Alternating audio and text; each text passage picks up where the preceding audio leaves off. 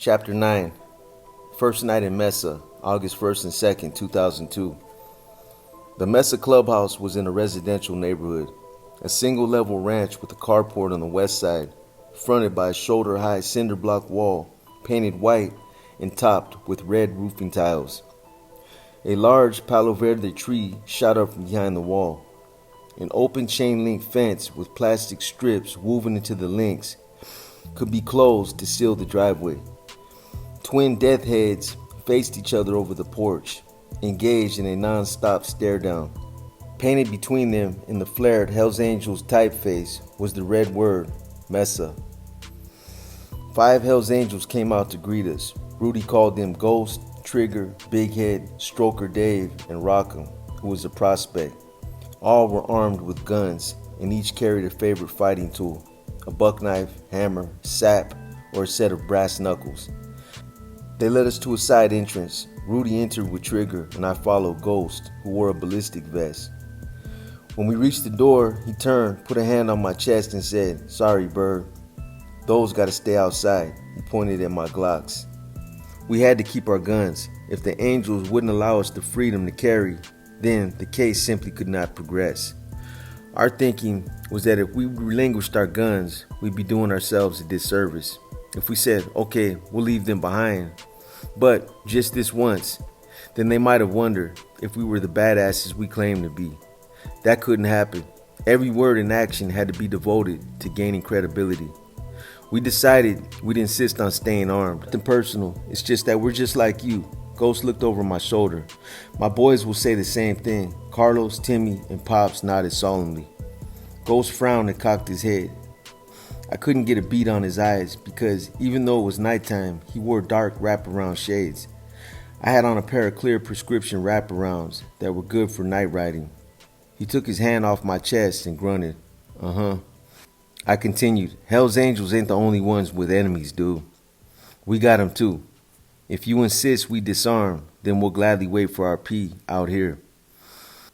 You know Rudy can't carry, and if you guys were to get ambushed by those Mongols faggots, then we'd be with you to protect him.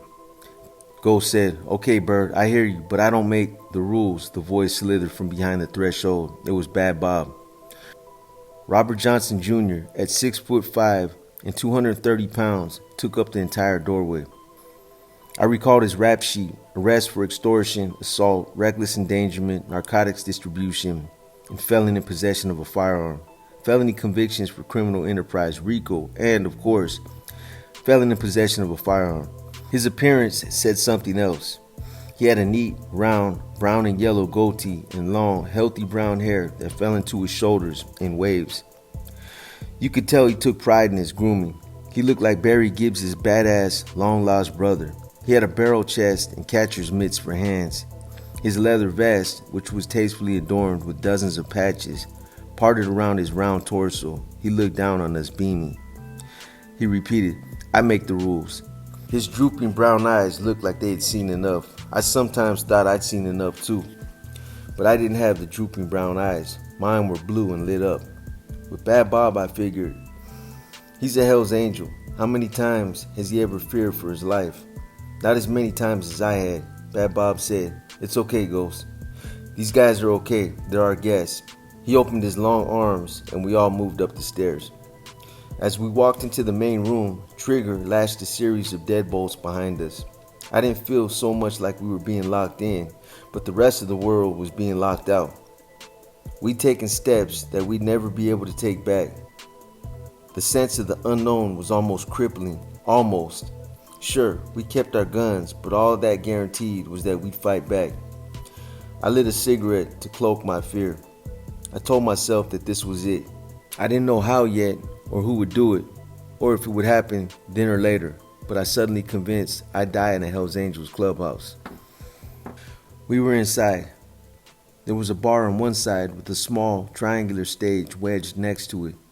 A 12-foot long death head painted on one wall, an adjacent wall covered with trophies and memorabilia, a jukebox, 2 TVs, and a red neon sign that buzzed Hells Angels. The windows were either boarded or covered by red and white vertical blinds. The place smelled like a bar. Steppenwolf played on the jukebox. At least one person had already been killed on the floor of the Mesa clubhouse. In the following month, ATF would finally learn why Mesa Mike had decided to turn on his brothers. On October 25, 2001, a 40-something woman named Cynthia Garcia was partying with the Mesa boys. During the course of that night, she had the drunken balls to insult the Angels on their home turf, a major no-no. She was beaten unconscious by patched members, Mesa Mike and Kevin, a Gustiniak, and a prospect, Paul Eichweed. She lay sprawled out on the clubhouse floor while her assailants got drunker and higher. When she came to, she had the temerity to disrespect them again for beating up an unarmed woman. They lit into her again, this time with steel-toed vigor. It was a textbook case of them feeding off of each other for each other, as Slats so accurately put it. Mesa Mike, Augustinak, and Eichweed hauled the body, which was still technically alive, in the carport and dumped it in the trunk of a car. They drove Garcia out to the desert. They did some off-roading. They dragged her into the brush. She grabbed a cuff on Mike's pants. Eichweed had a buck knife. It wasn't sharp. They stabbed her repeatedly. They took turns trying to cut her head off, which they wanted to leave on a fence post for the vultures.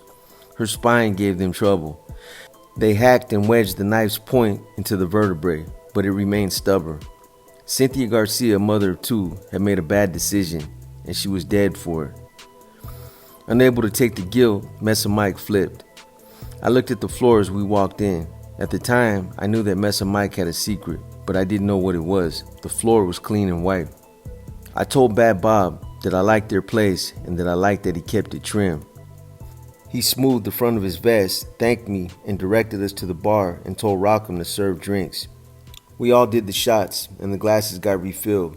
Bad Bob gave Rudy a piece of paper. Bad Bob went behind the bar and rummaged through a shoebox. He found what he was looking for and closed the box and put it back under the bar. He fanned out a handful of HAMC support stickers and patches. I want you guys to take these. Put them on your bikes, your vests. We took them and said thank you. Carlos asked Rockham why they called him that.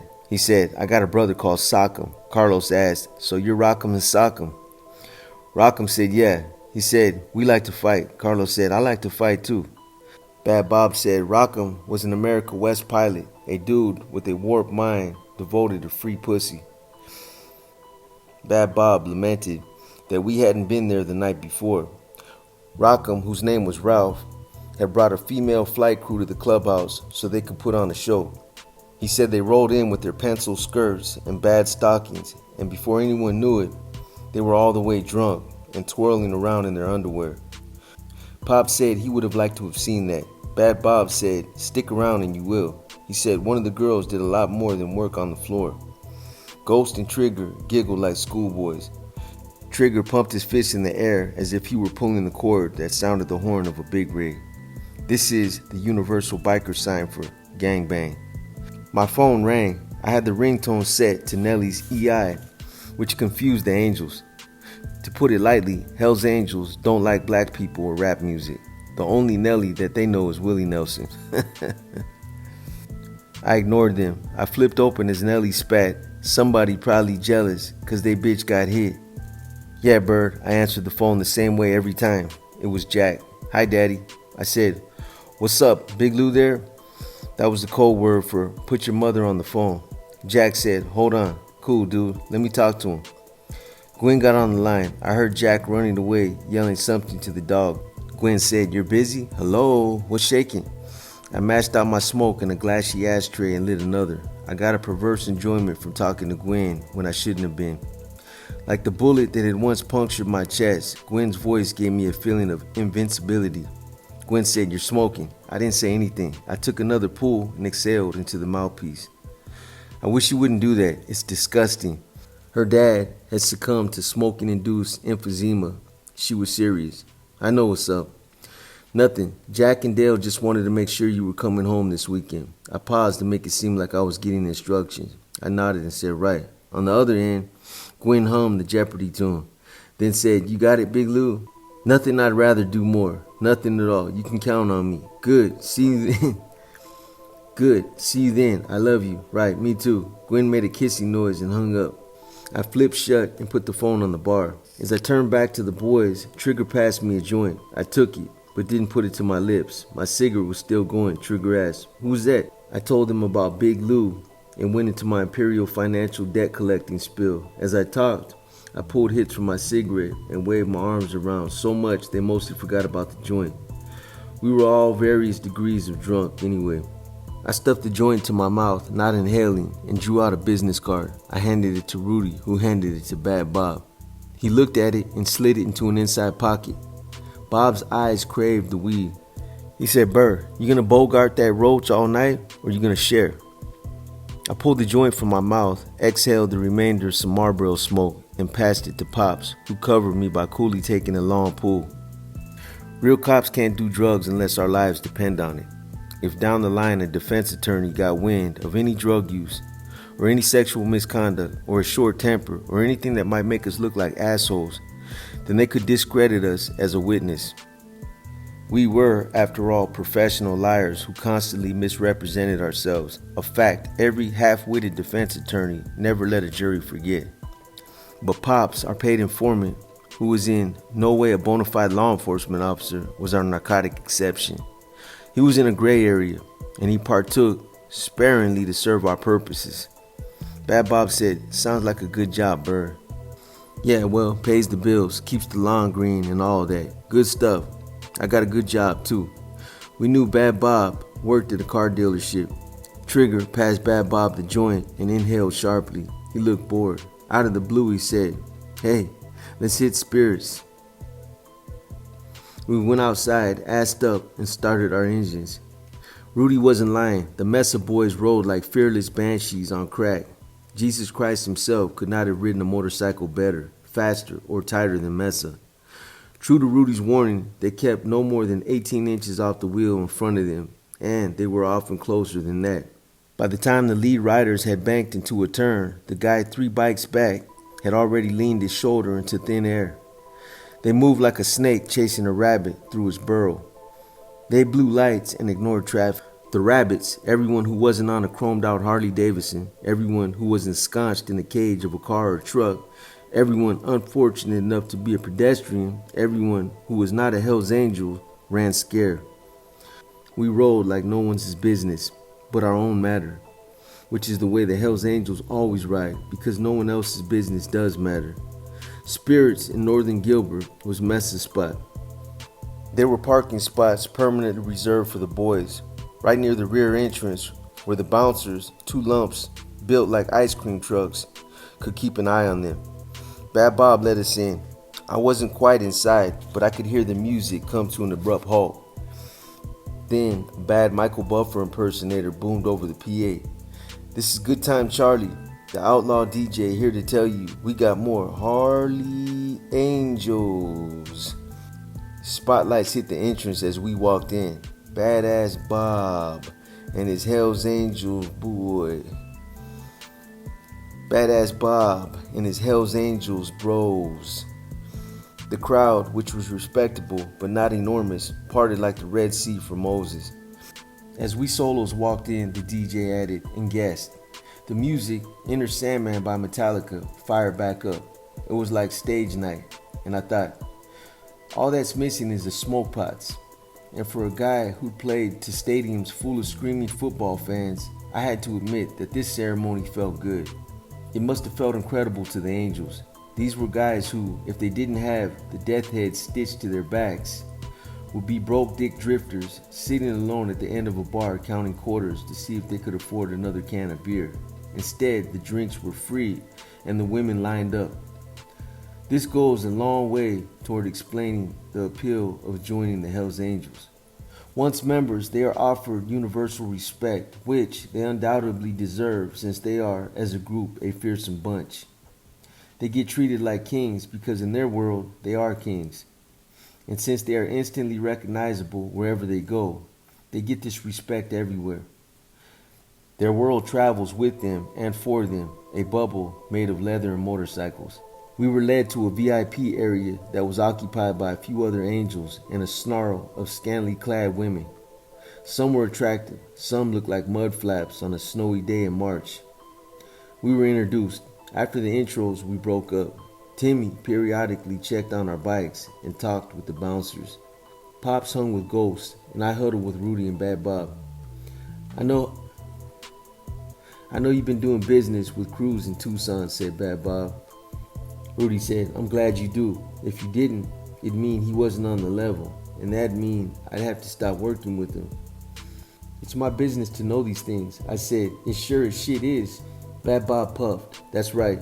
He turned to me. I want you to know you can do your thing with Cruz and whoever else with my permission. So as long as I know about it, it's cool. Man's got to put bread on the table. An unknown prospect bought each of us a brown bottle of beer. The bottles were sweating, their labels peeling. Bad Bob swigged his beer. He was reading from the script. We all were. He said, I hear good things about you, Bird. Only good things. A little ball formed in my stomach, but Bad Bob smiled and it went away. He appeared to trust us. A more astute criminal might have caught the implication of those words. Sometimes the personas we under... He appeared to trust us. A more astute criminal might have caught the implications of those words. Sometimes the personas we undercover cops create are too good. I hoped this wasn't the case. I hoped we weren't moving too quickly. Bad Bob said, I gave Rudy a list of phone numbers. We can help you. You can help us. You're talking about the Mongols. I am, but we prefer girls. Okay, I got your back on those bitches. Me or my boys see any of them down in Nogales or some dirty cactus road in a fucking Mexicali saloon. Whenever, you'll be the first to know. Thank you, Bird. Don't mention it. He didn't. We went back to the clubhouse around 1 a.m. In spite of being drunk, the boys still rolled tight and fast. Stroker Dave was in front of us, and at one point, he spread-eagled his arms and legs. He looked like a four-pointed star doing 90 miles per hour down the Superstition Freeway. Timmy looked at me and shook his head. I knew what he meant.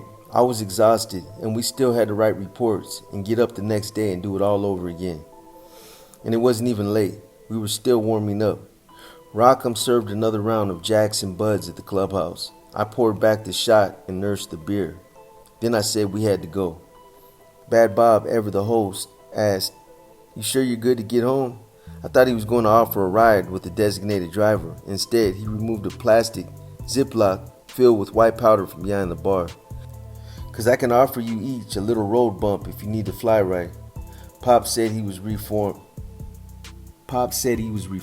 Rudy said he had already had some. I said that Timmy, Carlos, and I had a job early in the morning and that I had had enough of that stuff for 3 lifetimes. Bad Bob shrugged. Suit yourselves. I'll see you soon. Yeah, soon.